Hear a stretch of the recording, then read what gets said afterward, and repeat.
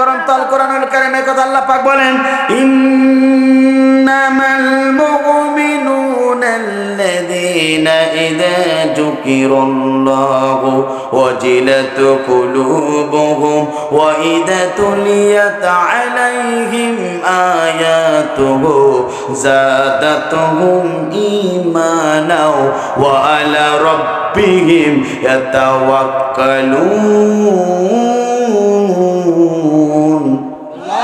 আল্লাহ পাক বলেন, মুমিন তো তারা, মুমিন ব্যক্তির সম্মুখে যখন এই কোরআনের কথা বলা হবে, মুমিন ব্যক্তির সম্মুখে যখন বিশ্বনবী হাদিস থেকে আলোচনা শুরু হয়ে যাবে, মুমিন ব্যক্তির জীবনের সবচেয়ে বড় উপকার হলো আস্তে আস্তে কোরআনের তাফসীর শুনলে তাদের ঈমানটা বেড়ে যাবে।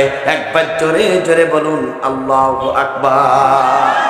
মুমিন ব্যক্তির সম্মুখে কোরআনের কথা বলা হলে, কোরআনে আলোচনা করলে মুমিন ব্যক্তির ঈমান বাড়ে। কিন্তু আফসোস লাগে, দুঃখ লাগে, বর্তমানে মুসলমানের ঘরে জন্মগ্রহণ করে মুসলমান পরিচয় দিয়ে এই কোরআনের হক তাফসীর আলোচকরা যখনই করে, অসংখ্য মুসলমানের সন্তান আছে, ঈমান বাড়ে না, বরঞ্চ আবু জেহেলের বাচ্চার মতন শয়তানি বাড়ে।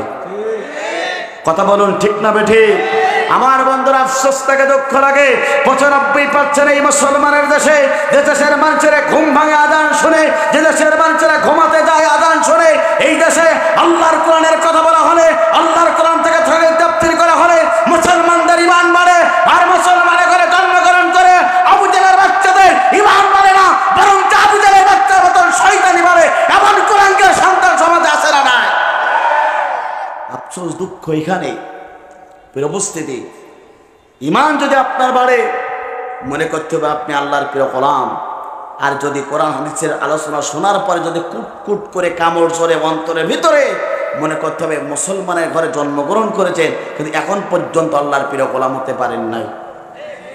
কথা বলুন ঠিক না বেঠিক?